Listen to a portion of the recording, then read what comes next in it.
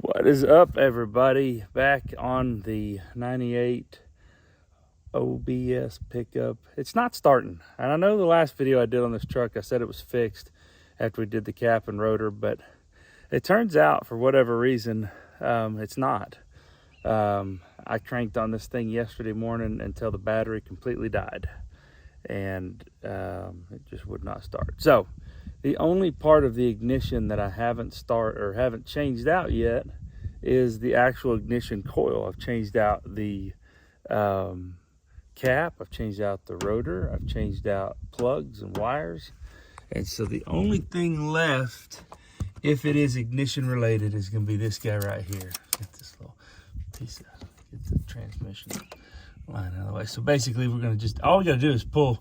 This is my main coil wire going to the distributor cap, and then this is the ignition wire coming from the computer. And all I really got to do is basically figure out how to get this thing out of here. What I'm going to do before I even figure that out is I think I'm going to take it out and plug the new one in and see if the truck just fires right up. Let's see here. Nope, that hand doesn't fit. Come on, baby. Ah, I had it, and then it popped back down on me. There it went. Boom. Got him.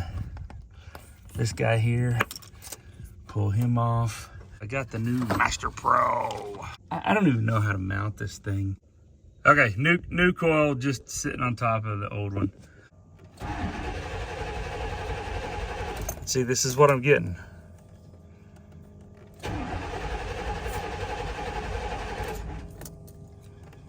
Plenty of fuel.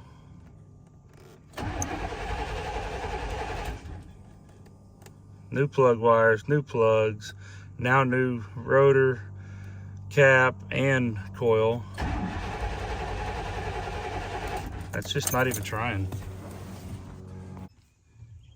Okay, just to let you know where I'm at. I know I kind of already told you that I just plugged this in and it didn't really, like this, I mean, this thing here, that over there. Yeah, well, it didn't fix it, but in wonderful GM fashion, I bought the part, it's 30 bucks. I might as well put it on. 269,000 miles on the truck. It's not gonna hurt it to have an ignition module on there. So or an ignition coil. That's the ignition module. I did not buy that. I should have. That could be part of what I'm dealing with here. Anyhow, I'm just gonna go ahead and take this whole piece here. I'm gonna take it out. I've got this bracket on the bottom that's loose. I gotta get past that bracket to get to the bolts. So I'm gonna mess with that now and try to get this whole thing loose. I'll try to show you what it looks like. So essentially, once you have everything kind of unplugged, you have to kind of, this bracket here that is, best I can tell, does nothing other than hold the wiring harness in place. You basically just kind of push it out of the way so that you can get access to that bolt there. And then there's another one right over there. Should be a 10 millimeter, I'm hopeful. Break these loose. And this is always fun to do one-handed, but for the people. I don't know how in the world it's the middle of December and it's like 60 degrees outside. My goodness, it's amazing today. So got one bolt, set him aside with those other parts. Let's see if we can get to this other bolt. Oh, I just undid the wrong bolt. I just undid an intake bolt instead of the actual ignition.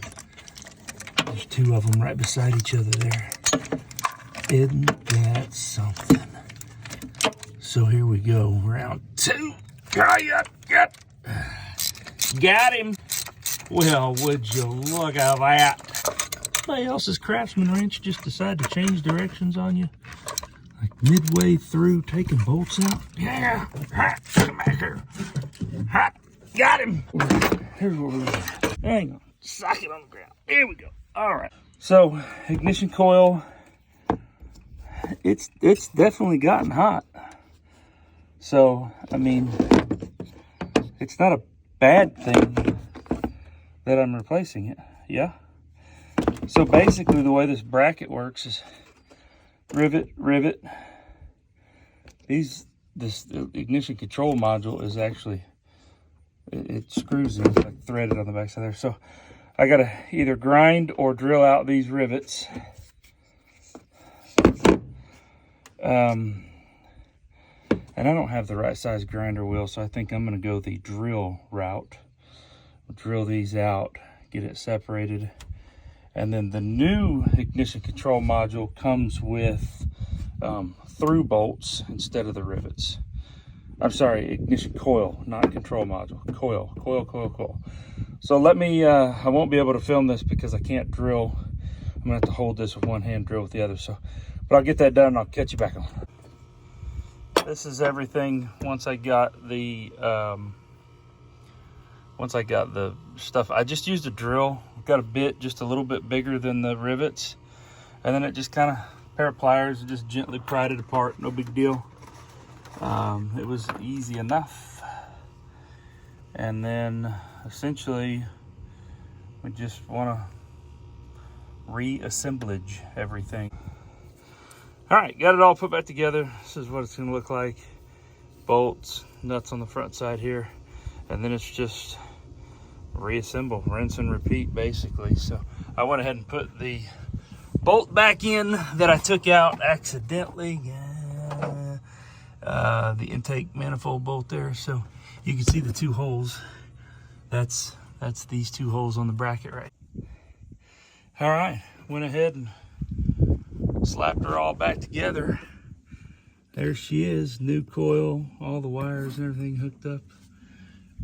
And just to make sure we didn't inadvertently fix something without meaning to, let's crank her again, since I already cranked it once without it hooked up in the thingy. Let's see what she does. I'm gonna go ahead and guess nothing. Oh, that was more try right there than I've had in a while. Nope. I know she's a Vortec, fuel injected. Let's give her the old fuel pump. Didn't help. I'm getting nothing here, folks.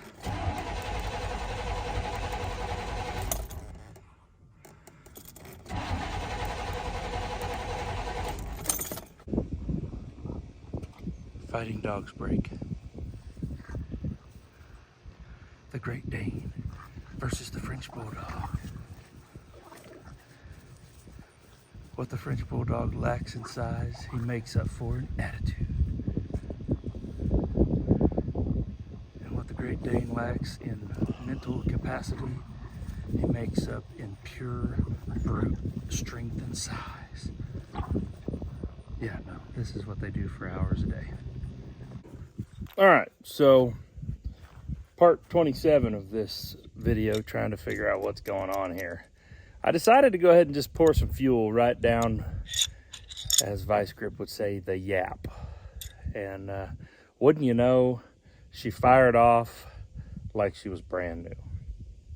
So I'm back to chasing a fuel problem. I'm gonna get underneath here and I'm gonna bust loose this fuel filter and take it out and look and see.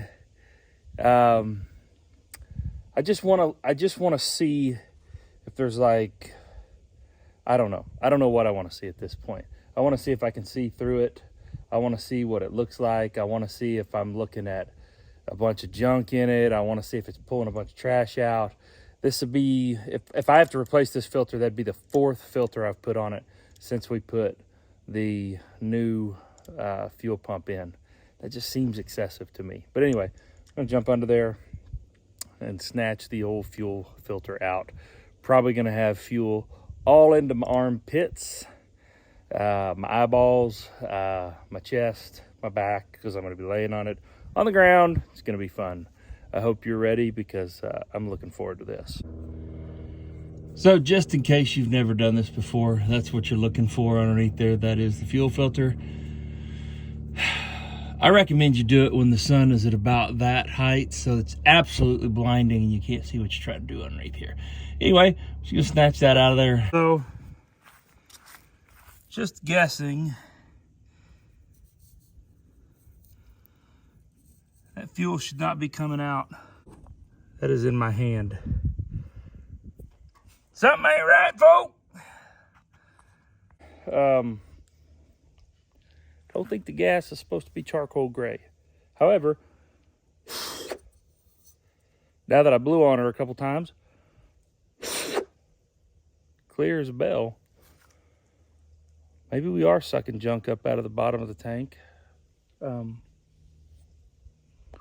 I'm gonna do the right thing and just put this filter back in, see if the truck starts. Seems like the way to go. I'll let you know. Okay, pretty sure, in fact, almost certain, I found some dog poo paws under there. The important thing is, I got the filter installed.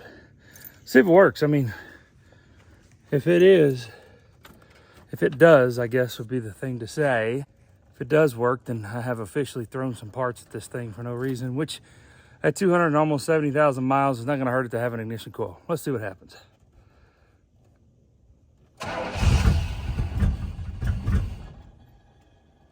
Come on, little girl. Come on, girl.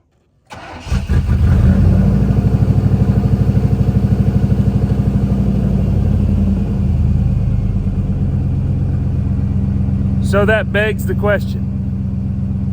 What's going on in that fuel tank with that fuel filter and that fuel pump that keeps ending me back up at this location? I don't know, but that's gonna be the end of this video. Thanks for watching. If you like it, hit the like button, thumbs up button, whatever it's called. Please do subscribe because most of you aren't. And this truck's gonna throw more curveballs at me. I'll bring them to you. Hey, would anybody be interested in seeing me pull? Come on, focus, focus. Would anybody be interested in seeing me pull the engine out of that Buick? See if we can get that thing back running again. Pretty much positive that it has, might have a broke crank, broke rod, something down deep inside, way down deep in the motor. Anyway, let me know. Put it down there in the comments. Otherwise, we'll catch you next time. Thanks.